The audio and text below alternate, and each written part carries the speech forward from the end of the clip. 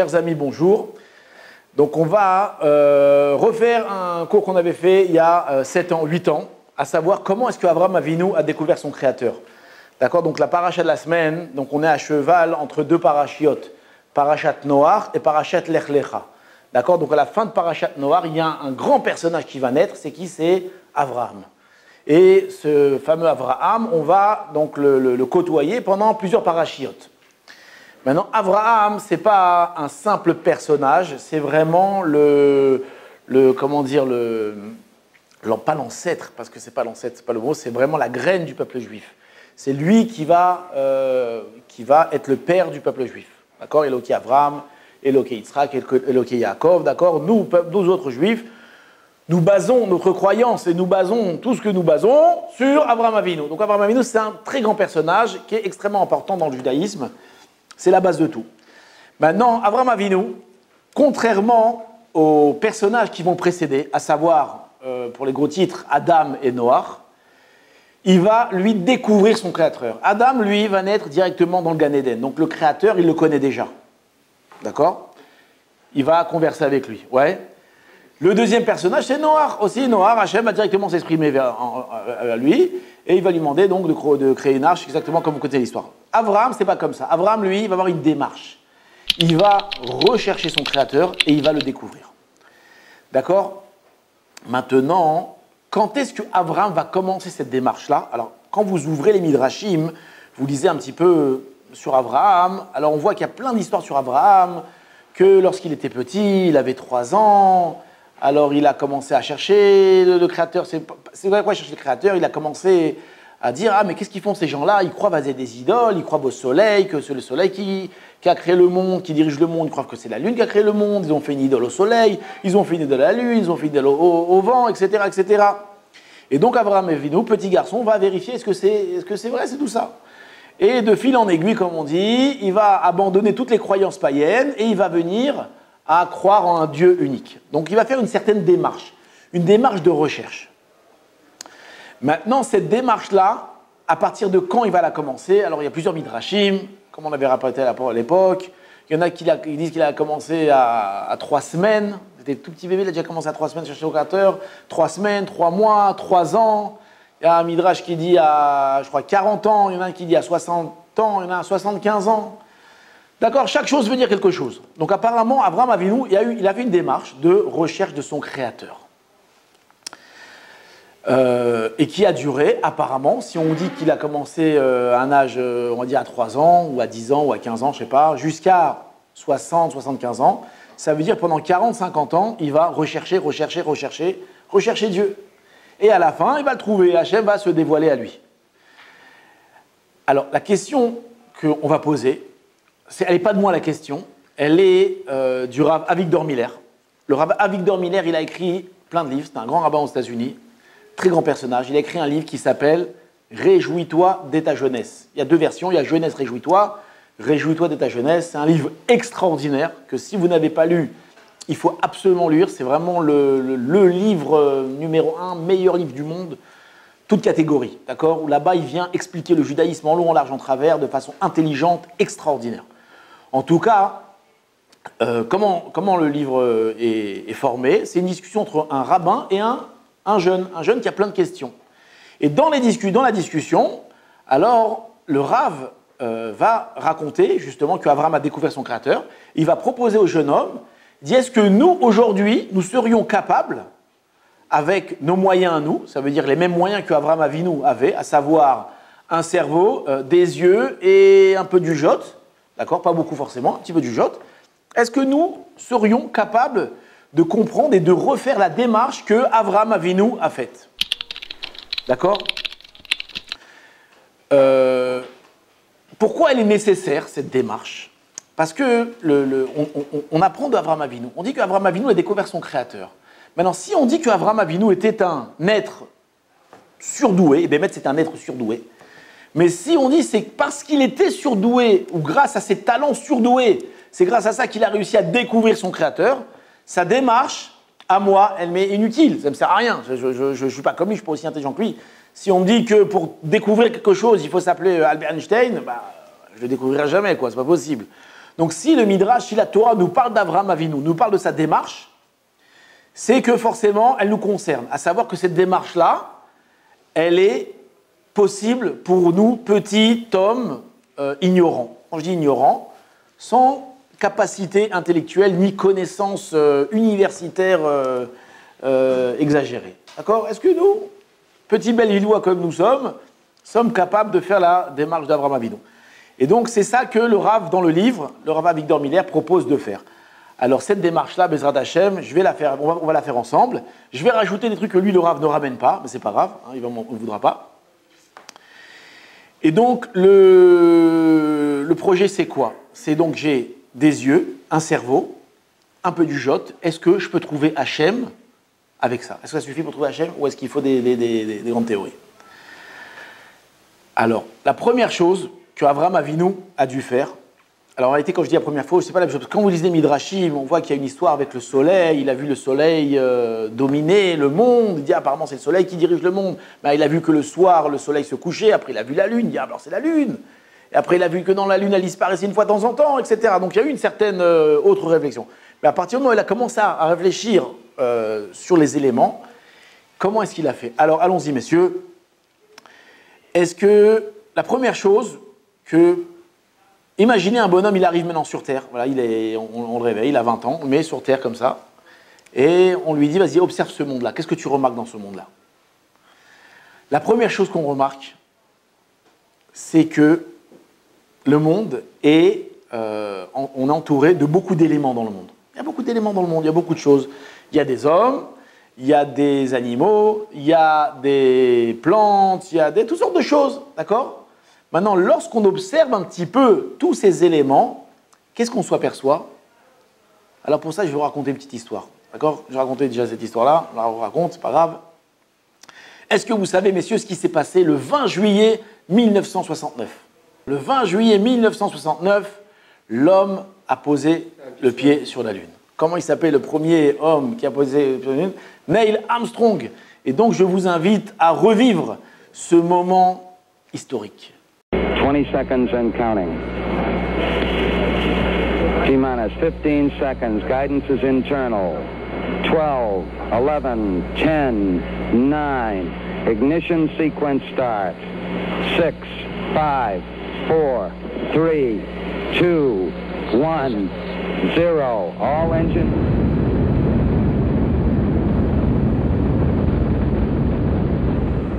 That's one small step for man.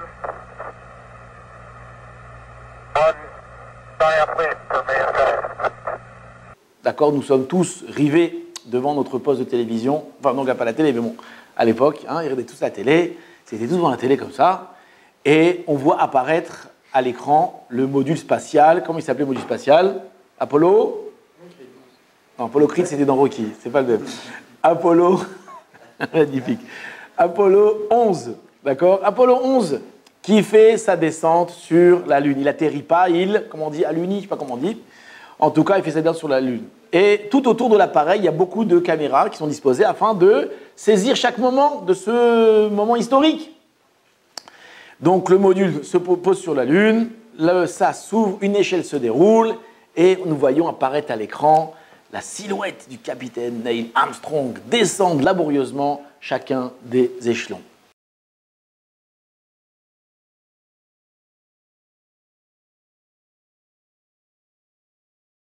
Il descend comme ça. Donc plein de caméras qui filment tous les détails. Seulement, à l'endroit même où le capitaine Neil Armstrong va poser son pied, une des caméras va détecter un détail totalement inattendu. Gros plan. Qu'est-ce qu'il y avait sur la surface de la Lune? Il y avait quoi? Une bouteille. Waouh! Il y avait une bouteille. Où il devait poser le pied, une bouteille à côté. Pas de problème. Gros plan, une bouteille de quoi? Une bouteille de vodka. Waouh, waouh, waouh. Donc tout d'un coup, un vent de défaite balaye l'Amérique. À l'époque, c'était la guerre froide, d'accord? Les Russes contre les Américains. Qui, le premier, allait poser son pied sur la Lune? Et apparemment, les Russes sont les premiers, et donc les Américains en pleurent. Toute l'Amérique en pleure, les Russes, ils ont battu. Ceux qui étaient contents, c'était les Chabad. Apparemment, ils disaient, ah, il y a eu un Farwingen là-bas sur la Lune avant déjà. En tout cas, l'image s'arrête. Et quelques instants plus tard, apparaît à l'écran qui, le président, comment il s'appelait le président à l'époque? Nixon. Chers compatriotes, je tiens à vous rassurer, jamais aucun Russe n'a mis son pied sur la Lune, nous sommes les premiers. La bouteille de vodka que vous avez vue s'explique de la façon suivante. Comme tout le monde le sait, le verre, d'accord, une bouteille de verre, le verre est formé de 3 éléments, à savoir de sable, de silice et de chaleur. Les 2 premiers éléments sont sur la Lune, donc nous pensons, nous pouvons même affirmer qu'un météorite aurait percuté la surface de la Lune, aurait mélangé le sable et la silice et aurait formé une bulle de verre. Longue vie à l'Amérique.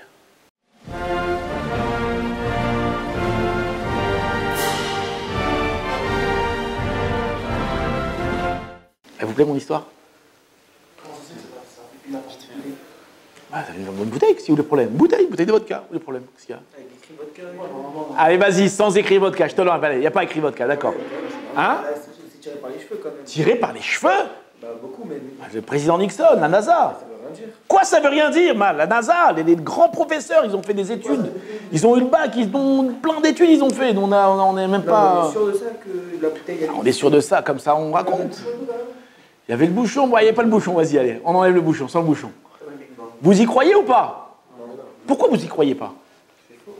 Non, pas c'est faux. C'est faux, c'est pas un argument. Pourquoi on n'y croit pas? Probabilité de quoi? L'explosion de la chaleur, le silice. Pourquoi pas? C'est pas possible? Pourquoi pas? Regardez. Je vais vous expliquer pourquoi vous y croyez pas. Je vais vous expliquer pourquoi vous y croyez pas.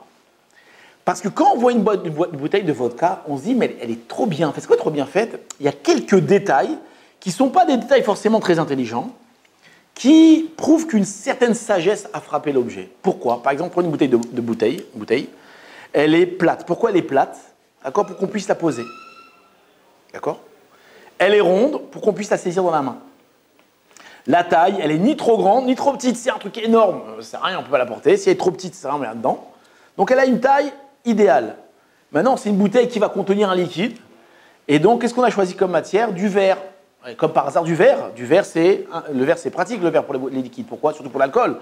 Parce que le verre, c'est inodore, incolore, inodore, insipide, d'accord, ça préserve bien les aliments. Une troisième chose, c'est qu'on voit que la bouteille, vers la fin, elle va se réduire. Pourquoi? Enfin, un goulot, pour pas qu'on puisse verser beaucoup. Si c'est très ouvert, alors ça se verserait très rapidement. Et donc, c'est fermé au bout. Et encore un petit détail, c'est quand il y a un petit pas de vis. À quoi il sert le pas de vis? À mettre un bouchon. Est-ce que c'est très compliqué de fabriquer une bouteille? C'est pas très compliqué, c'est pas très intelligent. C'est pas mal, mais c'est pas non plus... D'accord, même... Hein? Mais une certaine rochma. Même si elle n'est pas grande, il y a une certaine rochma. Donc, ce qui va me déranger dans cette histoire-là, hein, c'est pas une bulle de verre. C'est vrai que ces bulles de verre, on aurait pu imaginer, bon, une bulle de verre. C'est qu'ici, il y a certains détails qui ne sont pas très grands, qui ne sont pas très importants, mais qui prouvent qu'il y a eu sagesse ici. D'accord? Donc, président Nixon, on ne croit pas à cette histoire-là. Est-ce que c'est une vraie histoire, pas une vraie histoire? Je ne sais pas, il faudrait les voir chercher dans les... En tout cas, ça, c'est l'histoire du monde. C'est l'histoire du monde. Ça veut dire quoi, c'est l'histoire du monde? Le monde, comment, si on a du mal à concevoir qu'une petite bouteille de rien du tout, mais quand je dis une bouteille, c'est rien du tout une petite bouteille. C'est pas une clé USB, c'est pas un ordinateur portable, c'est pas une montre, c'est pas une bouteille, c'est une bouteille. Si une petite bouteille de rien du tout, on n'arrive pas à concevoir qu'elle se soit fabriquée toute seule, qu'elle soit auto-créée, enfin créée toute seule, comment est-ce qu'on peut imaginer que le monde qui nous entoure ait pu se créer tout seul? D'accord? Donc Abraham Avinu, avec un peu de jugeote, pas sans rentrer dans des conceptions philosophiques et scientifiques extrêmement poussées, le simple fait d'observer le monde, on s'aperçoit, en regardant ce qu'on appelle le seder, c'est quoi le seder? L'ordre des choses, qu'ici, il y a sagesse, il y a chokhma. D'accord? C'est pas possible que c'est fait tout seul. Je vais vous raconter une petite histoire que je racontais aussi à l'époque, je la raconte, c'est pas grave, elle est mignonne. il y a très longtemps, alors ne vous moquez pas de moi quand je vous raconte l'histoire, il y a très longtemps, il y a eu le conseil annuel des pêchers. Parce que c'est les pêchers, les arbres qui font les pêches. Ouais, ça commence bien comme histoire. Le conseil annuel des pêchers, c'était quoi leur problème? La reproduction de l'espèce.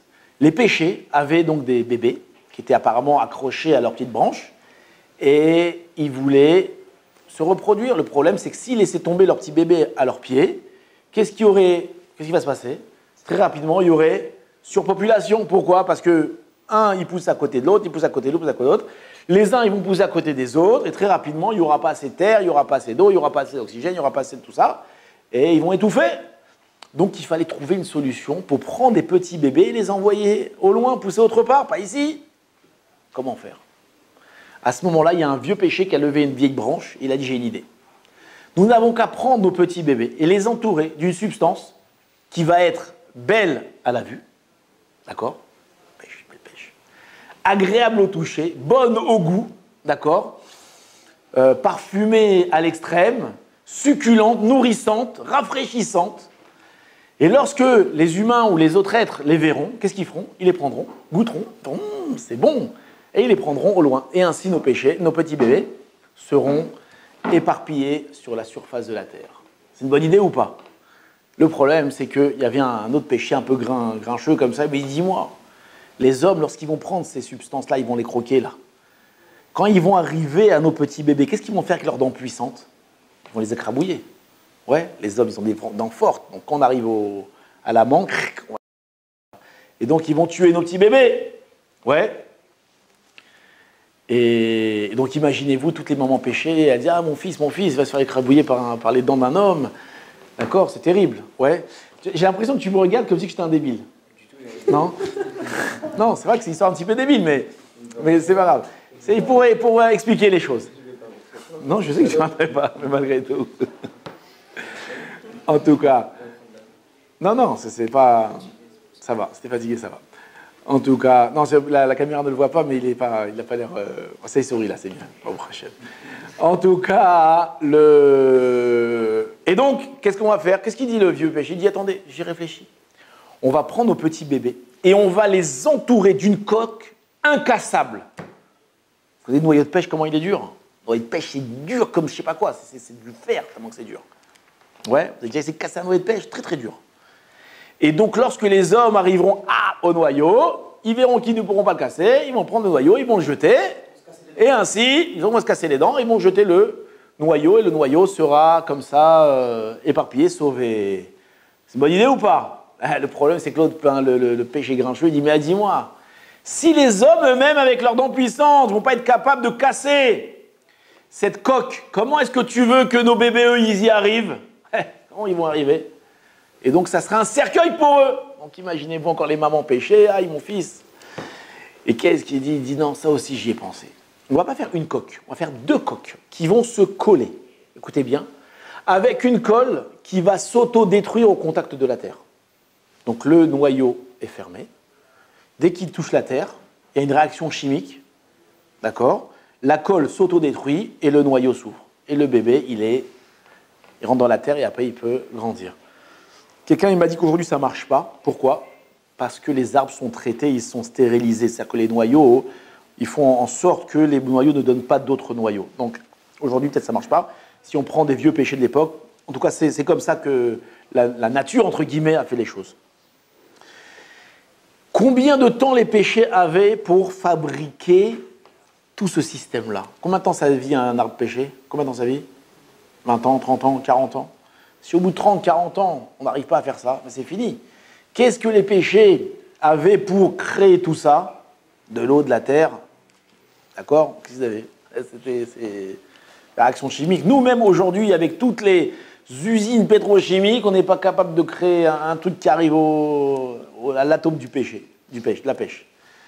Et comment ils ont réussi à faire une chose pareille?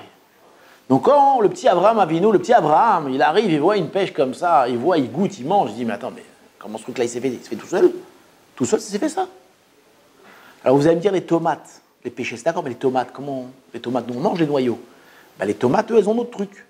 Les tomates, lorsque vous les mangez, Le problème, c'est qu'elle doit traverser le tube digestif. Dans le tube digestif, il y a beaucoup d'acide. Et si elles arrivent à traverser le tube digestif, alors c'est bon, les petits noyaux sont sauvés. Et bien, les tomates sont entourées d'une substance qui va résister aux attaques acides de l'estomac. D'accord? Donc on voit que les tomates elles-mêmes aussi, elles ont un autre moyen de se reproduire. Et si vous prenez chacun des éléments de la création, les uns après les autres, vous verrez que chacun, il est fait de façon extraordinaire. D'accord?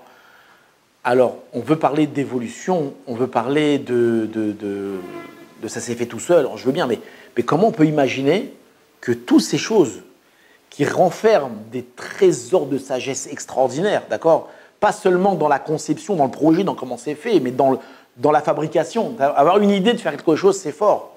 C'est bien d'avoir une idée. Mais ce n'est pas seulement une idée, c'est l'avoir concrétisée. C'est-à-dire chaque élément de la création a su fabriquer son projet, le projet qui va lui permettre de vivre. Et donc Avraham Avinu, lorsqu'il regarde chacun des éléments de la création, il dit mais comment c'est fait ce chose-là? Comment c'est possible? Lorsque vous regardez un être humain, d'accord? Aussi c'est extraordinaire un être humain. Je ne vais pas rentrer dans toute l'anatomie d'un être humain, j'en suis pas capable, je ne suis pas médecin. Mais il y a plein de choses qui sont quand même incroyables. Par exemple, vous regardez les yeux. Où sont placés les yeux?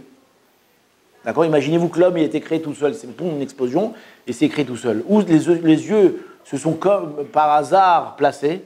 Où ils sont placés les yeux, messieurs? Ah, vous ne savez pas où sont placés les yeux? Alors vos yeux sont placés sur la tête, vous voyez, en haut. D'accord? Pourquoi est-ce que les yeux sont placés sur la tête en haut? Parce qu'imaginez-vous qu'ils étaient placés dans les pieds. Qu'est-ce qui nous arriverait quand on marcherait? Boum, on se connerait.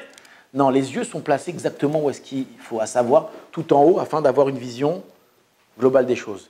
D'accord? Les oreilles, où est-ce qu'elles sont placées? Elles auraient pu être placées dans les pieds, elles auraient pu être autre part. Non, elles sont placées sur la tête, afin d'entendre en stéréo, de bien entendre.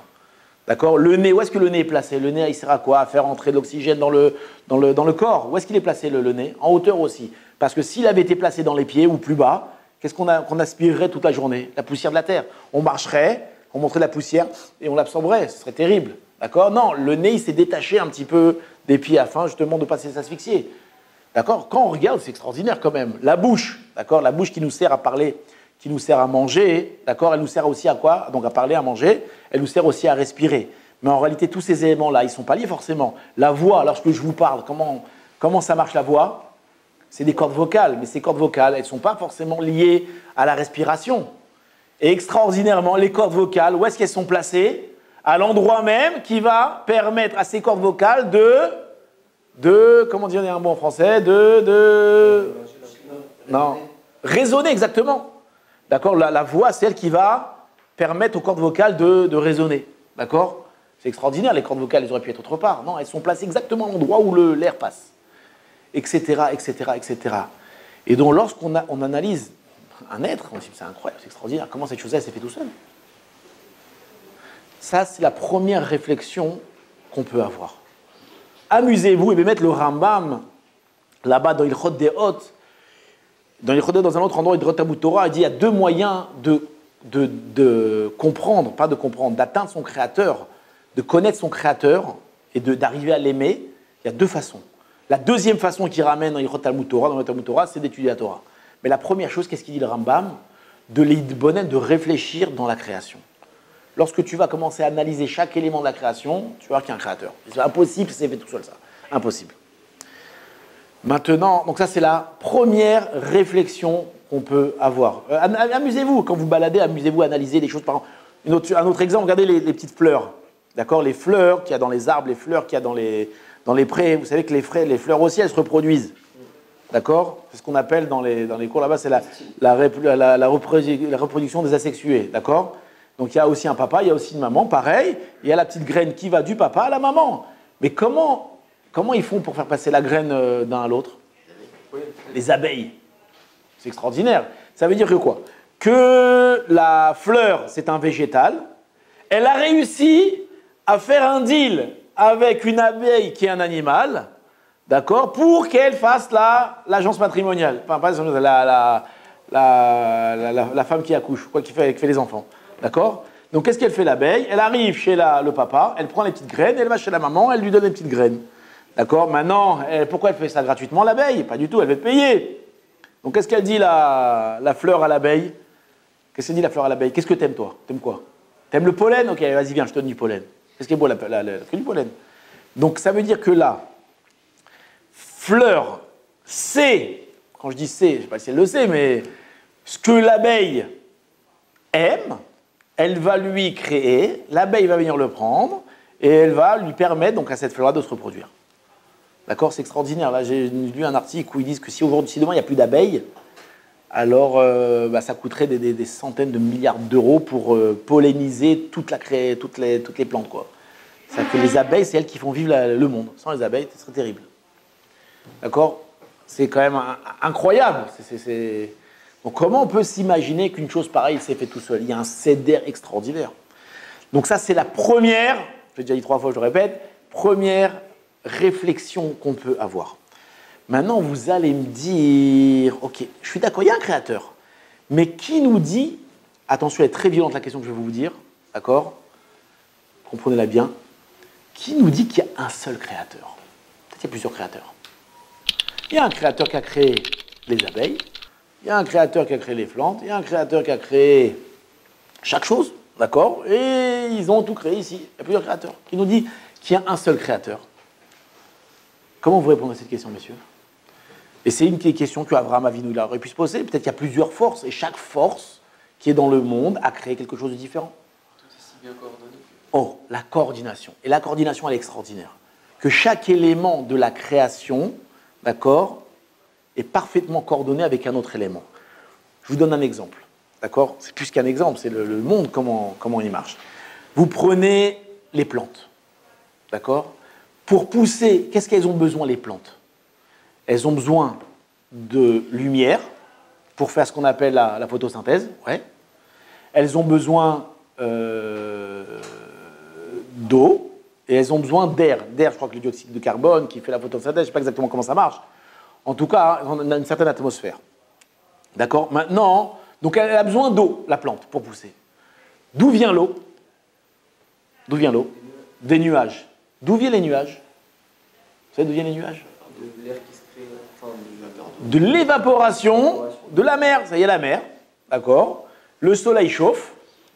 Ça s'évapore et ça crée des nuages. D'accord? Maintenant, donc on voit que pour avoir cette eau-là, on a besoin de quoi? De faire évaporer la mer. Maintenant, pour faire évaporer la mer, qu'est-ce qu'on a besoin? Du soleil. Maintenant, si le soleil brillait sur la Terre 24 heures sur 24 sans s'arrêter, qu'est-ce qui se passerait? Trop de nuages. Non, pas trop de nuages, plus de mer. On aurait asséché les mers. Donc, ça veut dire que le soleil, on en a besoin. On a besoin qu'il évapore les choses, mais pas trop. Un petit peu. Donc, pour qu'il y ait ce petit peu-là, cette mesure utile, qu'est-ce qu'il faut? Il faut un peu de lumière et un peu pas de lumière. Et donc, pour ça, qu'est-ce qu'il faut? Il faut faire tourner la Terre. Donc, la Terre, qu'est-ce qu'elle sert? À quoi? Elle sert à créer une autre chose aussi. Elle sert à faire du froid. Lorsque la Terre, elle tourne, il fait froid. Quand elle retourne, il fait chaud. Quand elle retourne, il fait froid. Qu'est-ce que ça fait, ce froid, chaud, froid, chaud, froid, chaud? Ça crée les vents. Et à quoi ils servent les vents? Vous savez comment ça marche, le vent? Le vent, il y a des masses d'air. Il y a une masse d'air chaude, une masse d'air froide. Le chaud monte, le froid descend. Et lorsque deux masses se rencontrent, ça fait un mouvement comme ça. Et donc, ça fait les vents. À quoi il sert le vent? Le vent, il sert à faire pousser les nuages. Donc, ce petit nuage qui a besoin d'aller arroser ces petites plantes, qu'est-ce qu'il a besoin? Il a besoin de tous ces éléments-là. La plante est aussi, pour avoir cette eau-là, elle a besoin de tous ces éléments-là. On voit que donc tous ces éléments-là marchent ensemble. Maintenant, c'est plus que ça. C'est que la terre, elle a besoin aussi qu'on la fertilise, la terre. Ouais. Et qu'est-ce qui fertilise la terre? Entre autres, il y a plein de choses qui fertilisent la terre. Qu'est-ce qui fertilise la terre? Les orages. Vous savez que les salades, on dit comme ça, apparemment c'est vrai, les salades sont plus vertes après les orages. Vous savez, non? Quand il y a un orage, qu'est-ce qui se passe? Il y a une réaction chimique dans le ciel, d'accord? Il y a, je ne sais pas, l'oxyde de nitrate, je ne sais pas quoi, que l'orage il sépare les atomes de nitrate. Je ne sais pas exactement comment ça marche. En tout cas, ça fait descendre, ce nitrate sur la terre et ça fertilise les plantes. D'accord? Donc on voit encore un autre élément qui vient donc de toute cette chaîne-là, qui sert justement aux plantes de grandir. Maintenant, ce n'est pas tout. La terre, elle a besoin aussi d'être remuée. Qui c'est qui remue la terre? Qui c'est qui remue la terre? Vous savez qui remue la terre? Un truc incroyable, les vers de terre. Ça, les vers de terre, ils sont vitaux pour la terre. Les vers de terre, eux, ils oxygènent la terre. Ça permet à la terre de s'oxygéner. D'accord? Donc, qu'est-ce qu'on voit? Maintenant, attendez, je n'ai pas fini. Ces plantes-là, à quoi elles servent? À quoi elles servent ces plantes-là? À donner à manger à qui? Aux animaux. D'accord? Qui c'est qui mange les animaux? Qui c'est qui mange l'herbe?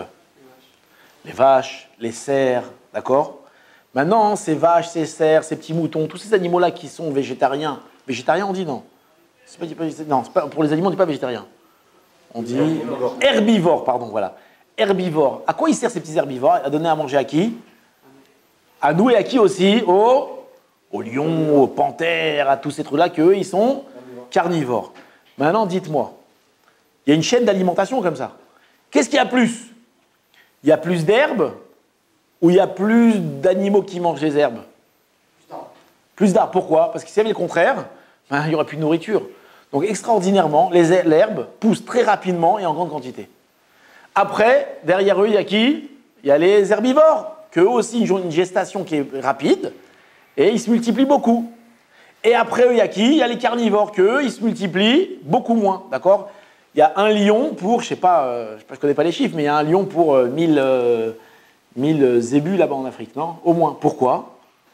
Parce que s'il y avait plus de lions que de zébus, eh ben, ça serait la diète pour les lions.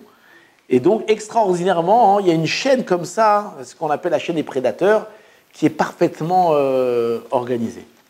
D'accord? Donc, lorsqu'on regarde tout ça, on se dit, mais attends, c'est incroyable, quoi. Quand même, tout marche à la perfection, tout marche bien, quoi. Tout est... D'accord? Les animaux, ils trouvent leur manger, la pluie, et toutes ces choses-là. Et donc, ça prouve, entre autres, qu'il n'y a un seul créateur qui a été capable de coordonner toutes ces choses-là. Maintenant, moi, je vous parle, moi, j'y connais rien en réalité. D'accord? Moi, je suis la Gemara, je suis pas un scientifique. Mais je pense que si vous prenez quelqu'un qui a fait beaucoup d'études dans ce domaine-là, il pourrait nous parler pendant des heures et des heures de tous ces phénomènes. D'accord? Donc, c'est ça la deuxième démarche qu'Abraham Avinu a certainement eue, qu'il y a un seul créateur. D'accord? Qu'est-ce qu'on peut encore, avec une réflexion facile, comprendre?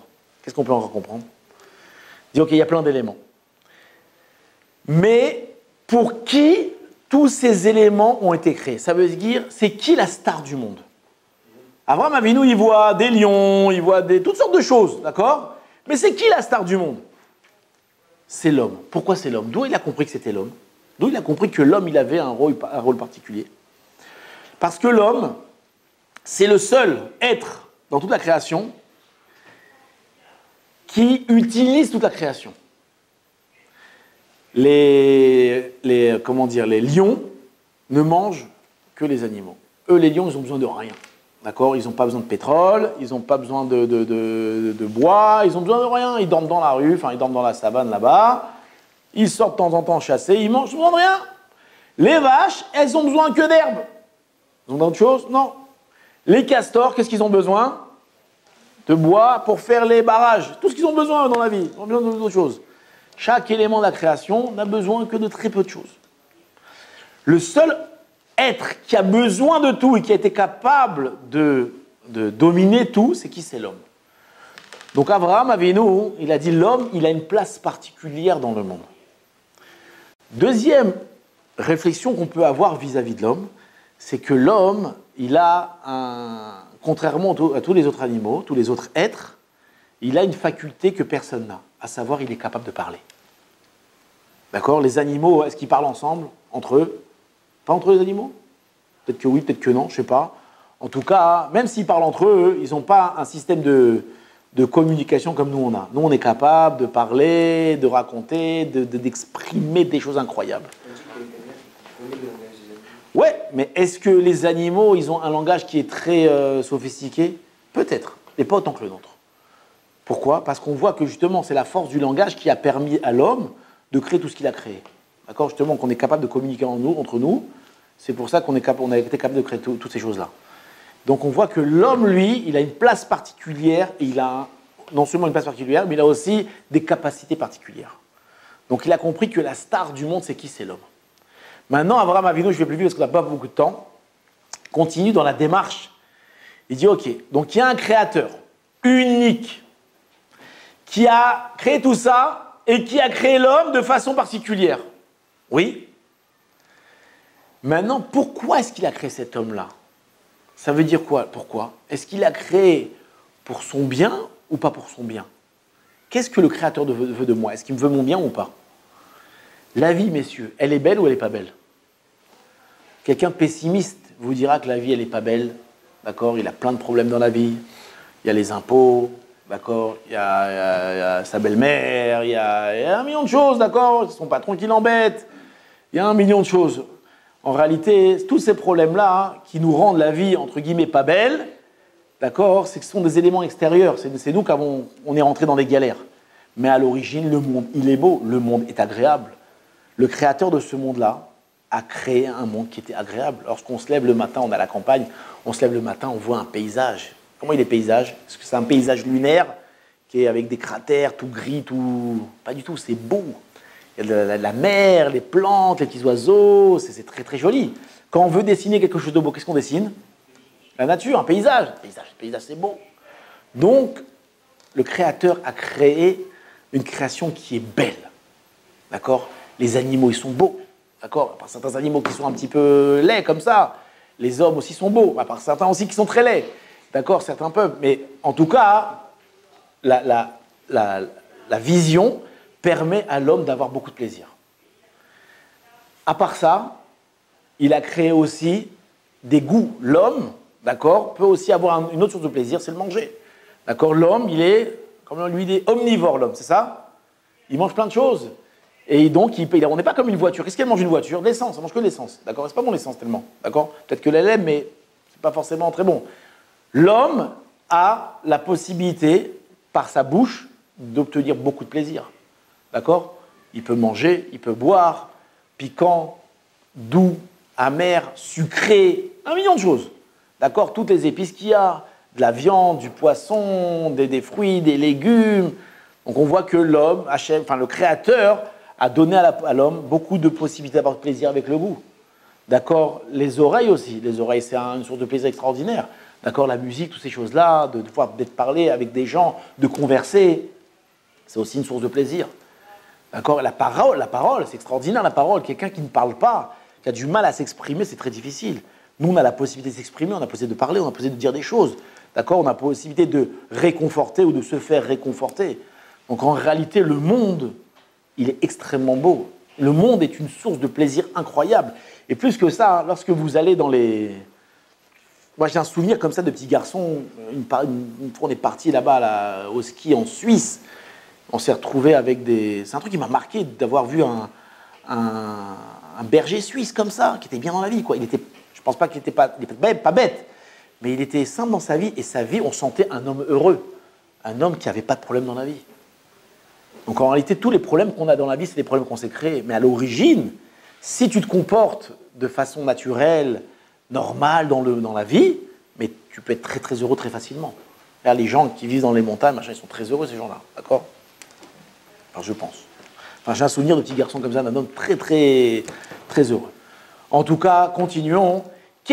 Donc ça, c'est une réflexion qui est très facile à avoir. Qu'est-ce qu'on peut encore réfléchir? Donc, il y a un créateur unique, d'accord, qui a mis l'homme au centre de sa création. Il veut que ces créatures profitent, d'accord, il veut leur bien. D'accord? Maintenant, il y a une autre chose qu'on peut remarquer. C'est la capacité intellectuelle des hommes. D'accord? Aujourd'hui, on a tendance à vouloir dire que nos pères, enfin, quand je dis nos pères, les pères de l'époque, c'était des abrutis, c'était des gens ignorants qui ne connaissaient rien. C'est faux. Les hommes ont toujours été intelligents. D'accord? Il y a toujours eu de l'intelligence. Plus que ça, les grands philosophes, d'accord, grecs et tout ça, ce ne sont pas d'aujourd'hui, c'est l'époque. D'accord? Tous les Aristotes et tous ces gens-là, c'était des gens qui ont vécu à 2000, 2500 ans. Donc on voit qu'il y a 2500 ans, les gens étaient capables de de réfléchir à des problèmes philosophiques extrêmement poussés qu'aujourd'hui on n'atteint pas, quoi. Donc on voit que l'homme, il a toujours été intelligent. Et donc Avraham Avinu, la question qui peut se poser, pourquoi est-ce que le Créateur m'a doté d'une sagesse et d'une intelligence aussi puissante? L'homme, il a une sagesse, il a une puissance extraordinaire en réalité. D'accord? C'est sûr qu'on a évolué, ça veut dire que chacun, il a continué la sagesse de la génération précédente. Mais l'homme, il a des capacités de faire des choses qui sont incroyables. Là, dernièrement, enfin, il y a 15 ans ou 20 ans, ils ont créé, vous avez vu là, en Suisse, là, le truc, là, comment il s'appelle là, le CERN, le réacteur nucléaire, là, ils ont créé un truc de fou, quoi. On ne sait même pas à quoi ça sert, tellement que c'est compliqué. D'accord? Ils ont créé un endroit qui est plus chaud que l'endroit le plus chaud de l'univers. Ouais, comment ils ont fait un truc pareil? Des réactions atomiques incroyables. L'homme, avec son cerveau, il était capable de créer des choses pareilles. Et aujourd'hui, avec les ordinateurs, on a créé des trucs incroyables. À l'époque d'Abraham, il y avait son pareil. Ça veut dire que ce n'était peut-être pas des ordinateurs, mais il y avait des choses très intelligentes, des gens qui étaient très intelligents. Pourquoi? Et ça, c'est une question qui commence à toucher de l'ordre de la spiritualité. Et là, Abraham, il a dû commencer à se poser des questions. Il dit, pourquoi est-ce que le Créateur m'a créé, moi, homme, avec une sagesse aussi forte, aussi puissante? À quoi ça sert? Pourquoi à quoi ça sert? C'est-à-dire qu'on a 10 ans, 15 ans, on est un peu bébête, ouais, on est un petit peu jeune, comme ça, on est un peu bébête, et on commence à ouvrir les yeux vers 20 ans, 22, 23 ans, on commence à réfléchir sur les choses, d'accord? Et on va commencer réellement à profiter de sa vie vers 30 ans. Pourquoi? Parce qu'on a vraiment toutes nos capacités intellectuelles, on va commencer à réfléchir, mais au bout de 30, 40 ans, ça y est, c'est fini.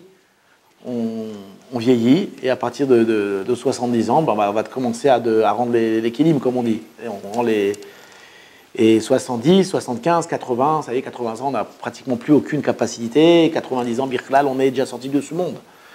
Donc Avraham Avinu, il a dû se poser la question, il dit, je ne comprends pas.